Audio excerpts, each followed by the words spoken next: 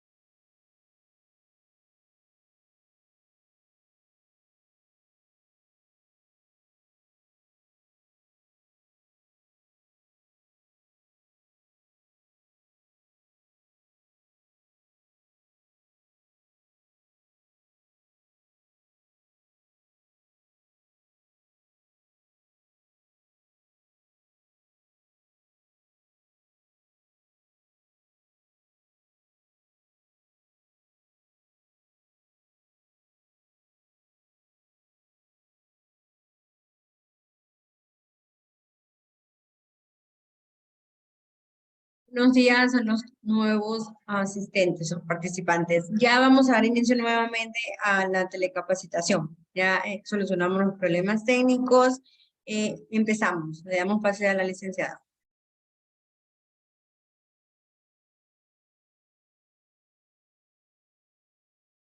Voy a poner mis auriculares. Buenos días, una vez más bienvenidos. Disculpen por las fallas técnicas que se presentó durante la exposición. Como les comenté, el día de hoy vamos a hablar acerca de lo que es la estimulación del lenguaje en niños con síndrome de Down. Pero antes de eso hay que tener presente algunos conocimientos. Quien les habla, soy la licenciada Atenea Vizcarra-Caso, tecnóloga médica en terapia de lenguaje del departamento CELA del Hospital de Rehabilitación del Callao. Como les comenté, vamos a tocar puntos muy básicos que como profesionales de la salud deberíamos tener en cuenta al momento de realizar un correcto abordaje en cada uno de los pacientes. Primero, debemos saber qué es el síndrome de Down. Fue descrito por John Langdon Down en el año de 1866, que colaboró en una investigación de personas con este síndrome. Fue un estudio que se basó en lo que eran las características físicas y la descripción de cada uno de estos niños. La causa principal es la división anormal en el cromosoma 21, trisomía 21. Todas las personas tenemos 46 pares cromosómicos. Sin embargo, los chicos con síndrome de Down tienen 47 pares cromosómicos por esta alteración en la trisomía 21. ¿Cuáles son los principales factores de riesgo? La causa mayor de un 70-80% es mayor edad materna. El segundo caso, el segundo factor de riesgo son los padres portadores de la genética del síndrome de Down. Y el tercero es que los padres que tienen un hijo con síndrome de Down, primer hijo, es muy probable de un 70-80% también, que el segundo o tercer niño también tenga síndrome de Down. Hay que tener en cuenta también cuáles son los tipos de síndrome de Down. porque todos tienen el conocimiento o tienen la idea de que el síndrome de Down es único y diferente, ¿no? Pero hay 3 grandes tipos y depende mucho de la evolución en las terapias de cada uno de estos tipos. La trisomía 21 es el primer tipo, que se da en el 95% de los casos. La célula presenta un cromosoma extra en el par 21, dando origen a una nueva célula con 47 cromosomas, que se los mencioné hace unos minutos. El segundo tipo de síndrome es la translocación, que se da en un 3 a 4% de los casos. Los individuos tienen células del cromosoma 21 y se adhieren al cromosoma, que puede ser en el par 14 o en el par 22. Seguido por el mosaicismo, que es el 1% de los casos. La alteración cromosómica aparece, pero no en todas las células del individuo. Puede ser en el segundo par o en el tercer par cromosómico. Tengan en cuenta que mayor evolución presenta el tipo de síndrome de Down mosaico a comparación de una trisomía 21 o a comparación de un tipo de translocación. Hay que tener presente que es muy poco también el porcentaje en la población de mosaicismo. Otros datos muy importantes que debemos saber para la intervención es que las alteraciones del sistema nervioso central se hacen más evidentes una vez que el bebé nace y se resalta en el primer ciclo de la niñez. Es por eso que se va presentando los desfases conforme a las edades cronológicas. Las alteraciones principales se encuentran en las áreas de la corteza cerebral, el hipocampo y el cerebelo. Estas 3 áreas son muy importantes en las siguientes funciones, que es almacenar, recapitular, integrar información para realizar la memoria, deducción y cálculo. Las órdenes que manda el cerebro a las personas con síndrome de Down son captadas más lentamente. Y al ser captadas de esta manera, también son procesadas más lentamente, interpretadas y elaboradas. Es por eso que al momento de realizar la intervención debemos tener muchos esfuerzos con muchos más elementos para poder consolidar la base de las terapias. El desarrollo de la comunicación y lenguaje en el niño con síndrome de Down se da de 3 habilidades grandes, como son las habilidades auditivas, habilidades cognitivas y las habilidades de motricidad orofacial. Primero, las habilidades auditivas. La característica particular del fenotipo físico del síndrome de Down condicionan a la aparición de hipoacusia. El 80% de los sujetos con síndrome de Down presentan estas dificultades auditivas, ya sea de un grado leve hasta un grado severo. Es por eso tener en cuenta qué tipo de afección tienen. Usualmente tienen lo que son afecciones que afectan directamente a la cóclea, que es el órgano principal de la audición, o también lo que es el nervio acústico. Por eso que las pérdidas auditivas son de tipo neurosensoriales. La capacidad auditiva es muy básica y fundamental para adquirir el desarrollo de una buena competencia lingüística. Más adelante les voy a mencionar en el plan de intervención cuáles son los exámenes específicos para detectar las dificultades auditivas. También hay que tener en cuenta, como les mencioné, la habilidad cognitiva, ya que los problemas en la memoria verbal a corto plazo se hacen más visibles entre los 4 a 12 años de edad, ya que presentan una memoria auditiva verbal muy pobre. Es importante nombrar que el desarrollo cognitivo influye mucho en el lenguaje. Hay que solicitar al momento de realizar la anamnesis si el paciente presenta alguna discapacidad auditiva, si el paciente también presenta alguna discapacidad mental, ya sea un retardo mental de tipo leve, moderado, severo, porque dependiendo de eso también nuestra intervención puede ir variando. Y básicamente las habilidades motoras también son muy importantes, ya que condicionan el lenguaje y el habla por el movimiento de los músculos. El 15% de los niños presentan apraxia o dispraxia como tal. Las personas con síndrome de Down se caracterizan de manera general por tener una pequeña cavidad oral, un paladar estrecho con forma ojival. La forma ojival es menos triangular, un paladar muy alto, dientes con formas irregulares, ya que presentan diastemas, que son los espacios que hay entre diente y diente, y una lengua muy grande.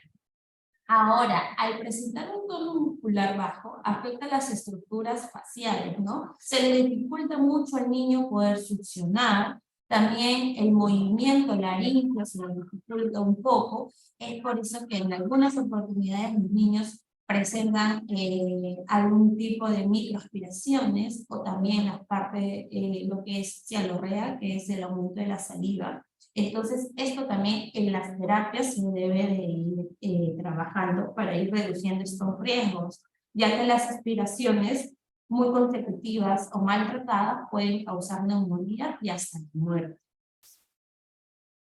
Vamos a tocar lo que es la etapa prelingüística. En los niños de Down muestran patrones de atención a los sonidos hablados que difieren, ¿no?, al desarrollo de los bebés normales, ¿no?, de los bebés normativos. Estos estímulos se procesan más complejos, más lentos. No hay tanto contacto visual debido al retraso en el sistema neurovisual. Hay también un retraso muy marcado en el desarrollo de la comprensión y la expresión verbal. Y la sonrisa social se da así en algunos momentos, pero no está tan presente y no es tan sostenible, ¿no? Entonces hay que tener en cuenta también todo lo que les estoy mencionando en estos puntos se debe tener en cuenta para una correcta intervención terapéutica. El desarrollo de las áreas del lenguaje en el síndrome de Down. Las áreas del lenguaje son 4. Lo que es el área fonético-fonológico, el área léxico-semántico, el área morfosintáctico y pragmático. Vamos a hablar cómo es el desarrollo del área fonético-fonológico en los chicos con síndrome de Down. Hace referencia a la producción de los sonidos. Los niños presentan errores fonológicos entre los 4 y 12 años, y aparecen muchos errores de pronunciación y muy diversos, los cuales dificultan la legibilidad del discurso. Es acá donde debemos tener muy presente qué tanto está discriminando auditivamente, qué tanto es su audición, si tiene una audición buena, si tiene una audición leve, si tiene una audición severa, ya que al tener dificultades auditivas, estos errores fonéticos fonológicos se van a incrementar aún más. Es por eso que hay que hacer un seguimiento muy profundo al tema auditivo. Las dificultades provienen de un trastorno en la adquisición fonológica, como les digo, que se da por esas dificultades auditivas. En el área léxico-semántica, es básicamente la parte de vocabulario. El área léxico-semántica nos habla mucho de lo que es el vocabulario. El desarrollo de esta área es íntimamente relacionada con la capacidad cognitiva. Se ve afectada el vocabulario expresivo más que el receptivo. La comprensión del vocabulario puede ser más potente de lo esperado en funciones de las habilidades cognitivas no verbales. Los chicos logran almacenar parte del vocabulario, pero lo expresan más quizás señalando, entregando las tarjetas, más no mencionando. Entonces hay que tener en cuenta también de que los chicos presentan más su área no verbal que la parte verbal. De este modo, al final de la niñez y en la adolescencia, el vocabulario comprensivo aparece como una área más fortalecida.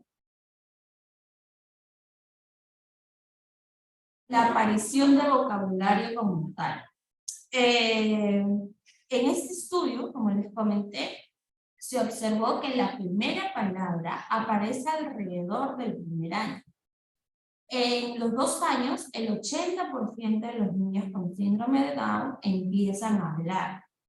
Menos de 10 palabras se obtiene entre 3 y 5 años de edad, pero en algunos casos aparece una cantidad de 36 palabras durante los 3 años de edad. Entonces, esto va a ir variando, como les dije, ya que depende del tipo de síndrome de Down y también depende de cómo está su coeficiente intelectual. Esto puede variar porque el vocabulario de un niño con síndrome de Down que presenta un coeficiente intelectual o un retardo mental leve no va a ser el mismo que un niño que presenta un retardo mental moderado o severo. Esto es muy variable. Hay que tener presente eso. Ahora, el desarrollo del área morfosintáctica, que es la estructuración de las frases y oraciones, hace que la sintaxis sea uno de los problemas que más presentan los niños con síndrome de Down. Presentan dificultades en repetir, completar o formular oraciones utilizando diferentes elementos gramaticales y sintácticos. No hacen una correcta estructuración, no hacen un correcto juego de las oraciones. Entonces se parte de estímulos orales o visuales para que pueda tener un apoyo y así una correcta estructuración muy básica, pero que sea expresada de una manera ideal. De este modo, la sintaxis, como les comenté, expresiva, puede seguir mejorándola durante la adolescencia. A más vínculo social, esa sintaxis puede ir mejorando. Y por último, el área pragmática. La pragmática hace referencia al uso del lenguaje en diferentes situaciones y contextos con el fin de establecer la comunicación. Tiene mucho que ver con el discurso de la persona. En los niños síndrome de Down se encuentra conservada, pero en la adolescencia podría ir recuperable, ya que son capaces de mantener una conversación sobre un determinado tema, sobre un tema muy específico, que sea muy designado, pero si uno lo incluye en conversaciones de la vida diaria, les va a costar mucho, ¿no? Las conversaciones se pueden limitar a lo que son agradecimientos o emitir respuestas simples, como un sí o un no. Les hago hincapié que el desarrollo de las áreas del síndrome de Down más difíciles se da tanto en el área fonética, fonológica y en el área pragmática. Estas 2 áreas son las que los chicos con síndrome de Down van a tener más dificultades en desarrollarlas a comparación de un área morfosintáctica o léxico-semántica. Este cuadro les voy a mencionar la comparación de un niño normal con un niño que tiene síndrome, ¿no? El contacto ocular aparece a primer mes, que es en el desarrollo normotípico, pero en los chicos aparece a partir del segundo mes. Al igual que los sonidos vocálicos, que va de los 5 meses, pero en los chicos es a partir de los 7 meses. En la reduplicación de sílabas se conserva, se mantiene, pero luego viene un desfase, el que es en las primeras palabras, que usualmente se da a partir del año, pero en los chicos se da a partir del año y medio o de 2 años, ¿no? 19 a 24 meses. Diálogos preconversacionales se da también en el año y pasa a lo que es a los 2 años y medio aproximadamente. Las combinaciones de las palabras se da de los 2 años y medio en adelante, las frases de los 3 a 4 años y las oraciones completas se dan de 6 a 7 años. Como les digo, es muy importante saber qué tanto está su coeficiente intelectual, ¿no? Porque no vamos a comparar la evolución de un niño que tiene un RM leve a una evolución que tiene un RM severo. Estos son cuadros referenciales, como les digo. Va a variar mucho dependiendo también de la capacidad del coeficiente intelectual. La estimulación del lenguaje en niños con síndrome de Down. La intervención terapéutica, antes que nada, en la anamnesis debemos saber o descartar alguna dificultad auditiva, realizando exámenes, ya sea, si son muy pequeños, emisiones ortoacústicas, que es un examen en donde se puede evaluar directamente qué tanto son el movimiento de ellos en la cóclea, para ver qué tan afectada es su audición, si es una pérdida si es una pérdida neurosensorial o no, o también lo que es la audiometría, para ver qué tanto es también, hace carta si es una una hipoacusia neurosensorial o no. Tener conocimiento de su desarrollo cognitivo, eso trabajamos mucho de la mano con los neuropediatras, neuropsicólogos o psicólogos. Evaluar y realizar activación de musculatura orofacial. Es uno de la intervención principal en estos chicos, ¿no? Para así evitar lo que es la ciandorrea, evitar lo que es activación de músculo, evitar lo que es dificultades durante la succión, realizar una intervención de acuerdo a la sala. En el área fonética fonológica debemos de abordar dependiendo qué dificultades articulatorias tienen, ¿no? Podemos iniciar con praxias linguales, con sonidos preparatorios, con drills, vocabulario con el fonema trabajado y repetición de frases simples con algún apoyo visual. En el área léxico-semántica, iniciamos todo lo que es estimulación con canciones. Particularmente a mí me funciona muy bien porque los chicos se conectan, se pegan bastante con lo que es la estimulación de, si trabajo onomatopeya, siempre, particularmente como les digo, trabajo con lo que son canciones, ¿no? Canciones de la granja, que hoy en día todos los chicos tienen acceso a estas canciones, ¿no? Y nos ayuda bastante a empezar la emisión de onomatopeyas, que con el futuro estas onomatopeyas son eslabones para formar palabras. Trabajar también más adelante lo que son categorías semánticas, ya sea de alimentos, frutas, prendas de vestir, medios de transporte, colores, elaborar canastas de vocabulario y trabajar bastante con los objetos en concretos. Estos chicos son muy visuales y muy táctiles, entonces mostrarles, no sé, si estamos trabajando lo que son alimentos, mostrar un juguete muy similar a un huevo, o quizás mostrar el huevo como tal, que lo pueda comer, que lo pueda tocar, que lo pueda pelar, ¿no? Y eso va a ayudar bastante en el neurodesarrollo de los chicos y más que nada almacenar. Recuerden que los chicos tienen procesos muy lentos, entonces mientras más refuerzos les brindemos de manera concreta, este almacenamiento se va a dar más. En lo que es el área morfosintáctica y pragmática, debemos trabajar la estructuración de frases simples. Como les comenté, es muy importante los refuerzos visuales, los pictogramas.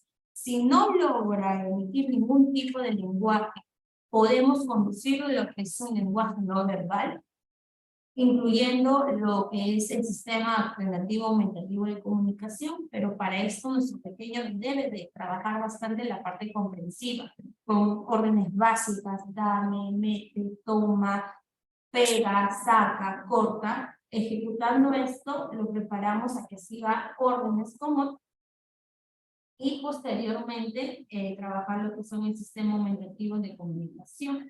La lectura de cuentos también nos va a ayudar mucho a los chicos. Y acá les estoy un ejemplo, ¿no? Mostramos una imagen de papá que está haciendo come, que come pan. Entonces, poco a poco vamos a ir también incluyendo lo que son conectores. En este caso, estamos incluyendo el conector y espero que esta charla haya sido de su agrado y quedo atenta si tienen algunas dudas, consultas para resolverlas.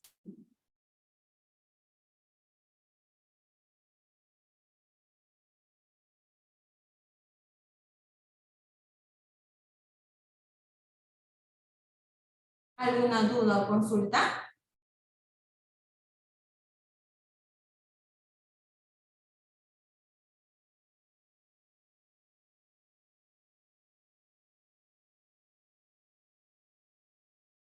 ¿Todo claro? Bien, entonces espero que esta charla haya sido de su agrado, haya también aclarado algunas dudas que quizás se tenía respecto al área comunicativa y el desarrollo del lenguaje.